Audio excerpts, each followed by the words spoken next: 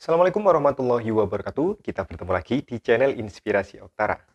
Banyak yang mengeluhkan bantuan BLT BBM di daerahnya ini dipotong, ya mulai dari 100.000 bahkan ada yang lebih. Apakah benar bantuan BLT BBM ini dipotong sehingga yang diperoleh KPM ini tidak lagi 500.000, ini menjadi kurang 400 bahkan ada yang lebih, ya lebih sedikit maksud saya. Nah, kira-kira apakah benar seperti itu? Nah, kita akan membahas hal tersebut di kesempatan video kita kali ini.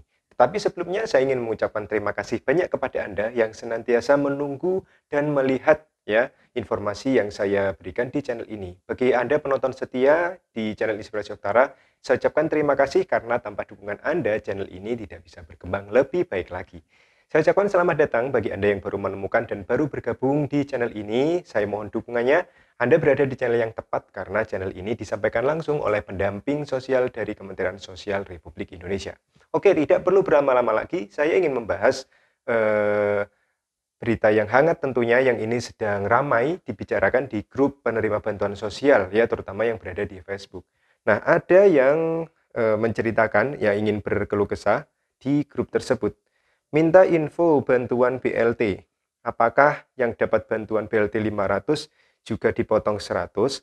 Masalahnya kalau di daerah Mojo sini cuma dapat 400. Daerah Mojo ini daerah mana kita kurang tahu ya. Oke, banyak yang berkomentar sama di sini juga dipotong 100. Di Lombok nggak ada potongan, sepeser pun nggak ada ya Bunda. Nggak ada potongan, daerah Mojo mana. Terus ada yang bilang yang asli itu 600 pun ada subsidi, jadi 500 di tempat saya nggak ada potongan. Ini yang asli 600 ini jelas-jelas ini berita bohong. Jadi aslinya memang 500 karena yang 300 itu adalah BLT BBM untuk alokasi September Oktober ya sebesar 300.000 ini didapatkan dari 150.000 per bulan dan yang 200 adalah untuk itu program sembako bulan September sebesar 200.000 sehingga totalnya 300 plus 200.000 500.000. Jadi yang bilang 600 ini yang bohong. Oke. Laporkan aja.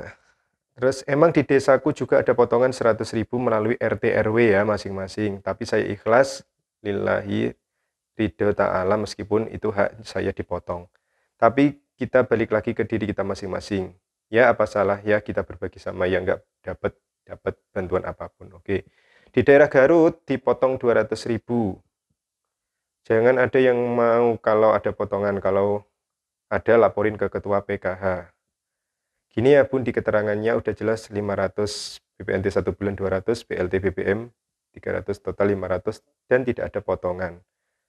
Oke, kalau ada potongan wajib tanyakan pada pihak setempat yang mengurus. Bisa jadi pemotongan itu untuk memberi masyarakat yang nggak pernah dapat atau layak dapat tapi nggak dapat. Ikhlas saja Bun, hitung-hitung berbagi rezeki. Tapi jika pemotongan itu hanya untuk keperluan yang nggak penting atau cuma untuk mereka, ibu-ibu bisa protes. Oke, wah banyak sekali dan ini memunculkan reaksi komentar yang cukup ramai ya terkait dengan hal ini. Nah, jadi seperti ini karena memang ini tanggapan saya ya dari channel Inspirasi Oktara. Memang perkembangan informasi di media sosial ini pesat sekali karena memang hampir tidak ada KPM yang tidak memiliki smartphone. Sehingga kebebasan akses informasi ini semakin cepat dan semakin ya semakin liar ya intinya terkait dengan pemberitaan dan juga sharing informasi kepada media sosial. Nah, saran saya pertama, jika saya lihat dari segi pengupload beritanya dari ibu-ibu yang mungkin merasa kecewa karena ada potongan, memang secara aturan tidak ada potongan di dalam penyaluran bantuan sosial, apalagi ini BLT BBM ya sebesar 300.000 plus bantuan panganan tunai yang sekarang diubah menjadi program sembako untuk kota bulan September sebesar 200.000. Tidak ada potongan, jadi tidak ada aturan yang mewajibkan KPM harus dipotong bantuannya. Jika ada pemotongan itu menjadi sebuah pelanggaran. Nah, dari segi petugas mungkin jika misalnya ada oknum ya, saya sebutnya oknum RT, RW atau oknum siapapun yang melakukan pemotongan, nah saya harap ini tidak terjadi. Ya, jadi karena memang ini haknya masyarakat prasejahtera penerima bantuan ya selebih baik ya bijak tidak memotong hak dari masyarakat miskin istilahnya seperti itu.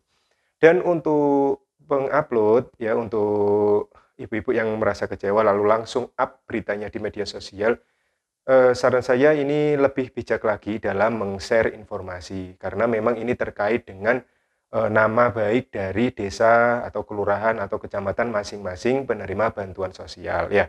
Jadi misalnya ada pemotongan, saya setuju dengan, pendapat dari salah satu yang berkomentar tadi.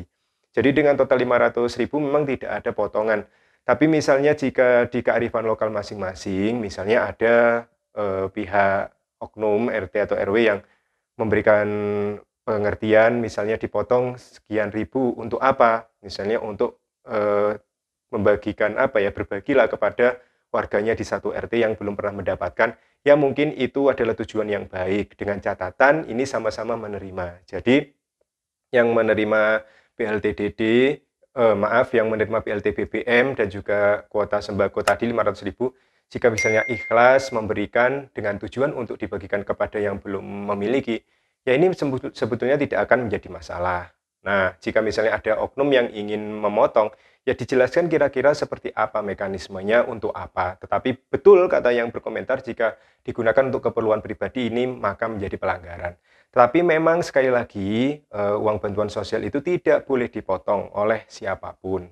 Nah, jika misalnya ada kejadian dipotong, misalnya seperti beberapa daerah yang disebutkan tadi, yang saya sebutkan, ini harus dikaji secara ulang ya, jangan langsung di-up, kira-kira dipotong untuk apa, alasannya seperti apa. Nah, jika misalnya dua pihak ini, antara penerima bantuan sosial dengan oknum yang memotong, misalnya saling terjadi pengertian, tidak sampai, apa ya istilahnya, sampai tidak up ke media, mungkin bagi saya ini baik-baik saja, yang penting jangan sampai masalah ini besar. Memang sebaiknya tidak ada potongan, tetapi, biasanya kalau di daerah-daerah, lingkungan yang, apa, terjadinya pembagian bantuan sosial, ini memang rata-rata ada yang bukan dipotong ya istilahnya, misalnya ada Pak RT ya yang mengantarkan surat undangan ke warganya. Dari warganya ini ternyata banyak yang dapat, RT-nya bolak-balik pergi ke rumah satu, ke rumah lainnya, membagikan undangan, memberikan ke satu rumah, ke rumah yang lainnya.